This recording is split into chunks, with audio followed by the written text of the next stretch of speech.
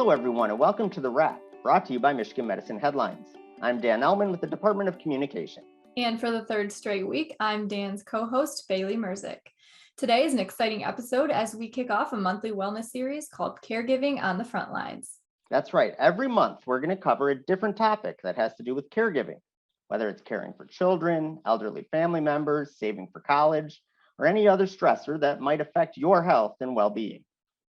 Now, before we get into that conversation, be sure you go back and listen to any episode of The Wrap you may have missed. You can find shows on iTunes, Stitcher, Google Play, or any other podcast hosting platform. New episodes can also be found on the Michigan Medicine YouTube channel and as part of the Headlines Week in Review. All right, Bailey, let's kick off our wellness series with the brainchild behind it all, Dr. Helen Morgan, who created the Caregiving Boost initiative at Michigan Medicine. Helen, thank you so much for joining us today. Thank you so much for having me. It's great to be here. First, can you tell us a little bit more about yourself and why this topic became important for you to work on?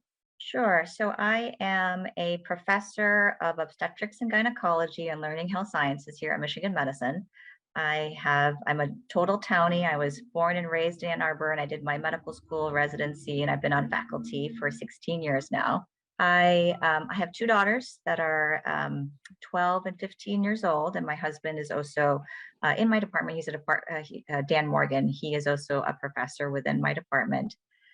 And I think for many of us, we have our professional identities, our professional lives, and our families, whether it's our children or taking care of our parents, is such an important part of our everyday. And I think for a long time, it wasn't talked about in terms of how these can be such stressors, taking care of little kids, taking care of sick parents, especially for women, but definitely impacts men as well in terms of their career development, in terms of promotion and kind of leadership opportunities.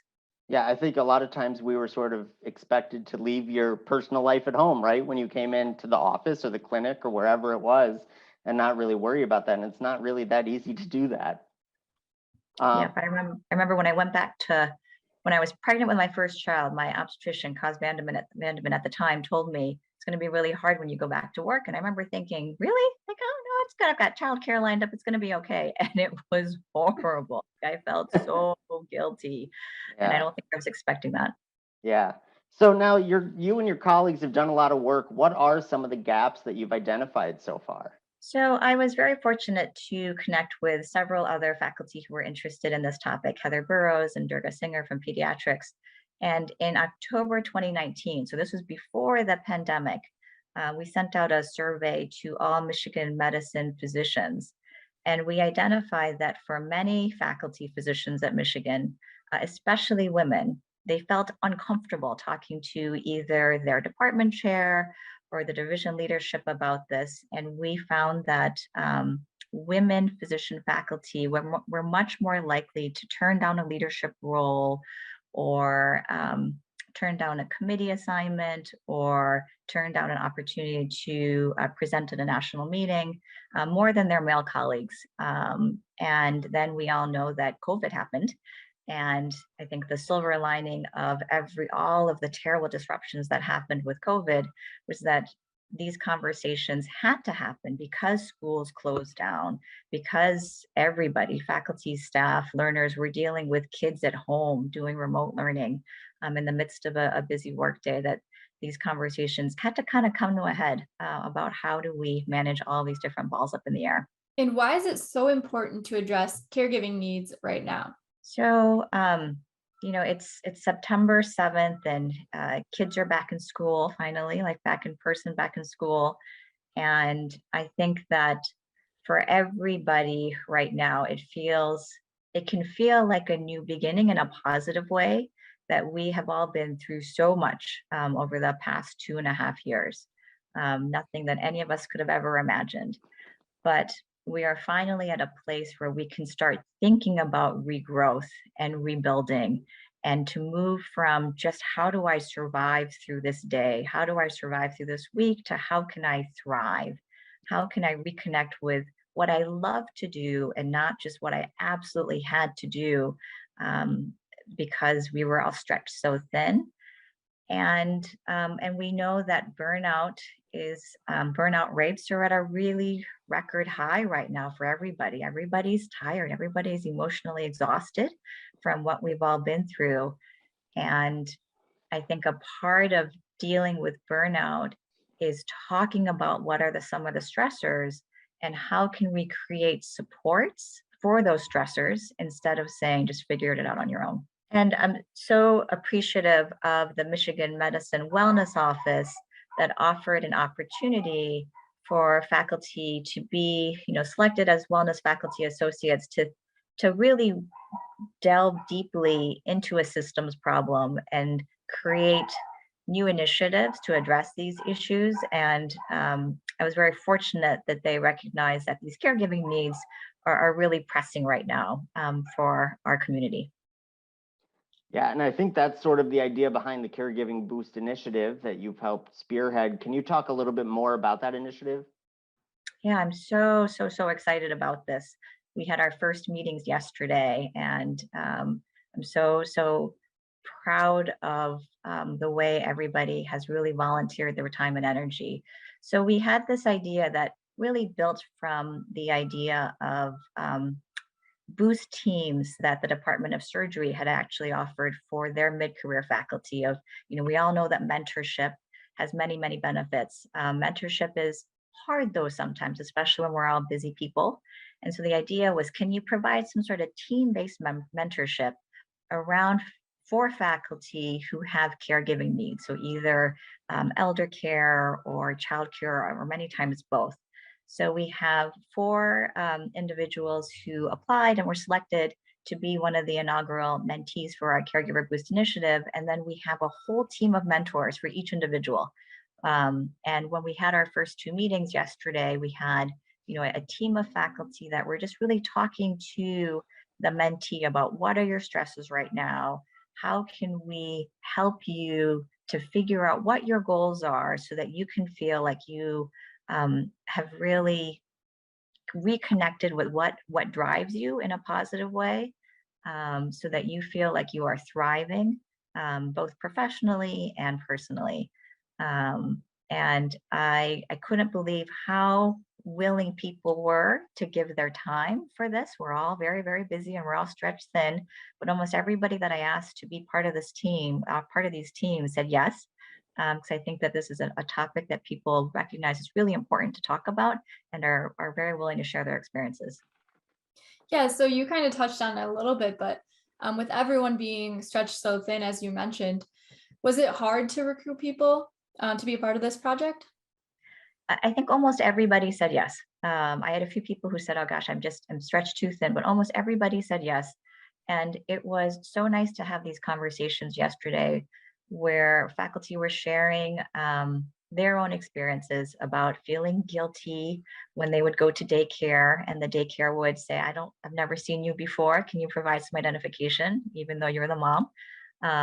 And sharing experiences about how there's no rush, that it was so nice to have faculty in very senior positions say it's okay right now when you have kids with really a lot of needs to say that this is going to happen, and maybe the 5-year plan turns into a 10-year plan, but you have to give grace to yourself. And these were such wonderfully supportive conversations we were able to have.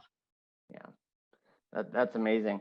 So I want to close it out with this, because clearly you've gone through it with 2 children of your own, and you have all this experience working with other people. Do you have any sort of life hacks or pro tips for those who are struggling with caregiving, burnout, or just wellness in general? I have to say that most of my life hacks have been given to me by others. I can't claim credit for any of them. Because it's the beginning of the school year, I think it's so helpful. You get the calendar. Many of us receive the calendars for our schools, like our kids' school academic calendar. And as soon as humanly possible, put those dates into your calendar. If it's possible to ask your teacher when parent-teacher conference sign up is going to be, so that you can put it on your calendar, so that you can be the first human to sign up for the parent-teacher conference spots, because they're often from 3 to 6 p.m. and we all know we need the ones that are closer to 5 or 5:30 or 6 o'clock. It's so much harder for many of us to make the 3 o'clock appointments. And similarly, give ourselves some grace if you can't make some of those things on the school calendar because we're busy and we're working, and that's okay. It's not the most important parts about being a parent. It's not just physically being there, but physically being the best parent you can be. All right. Thank you so much, Helen, for your insight today, but your work isn't done just yet. Every week, we ask 4 quick questions to our guests as part of the lightning round. Are you ready to go? Sure, ready. All right, so we've talked a lot about wellness today. What is one way that you love to turn off at the end of a long work day? So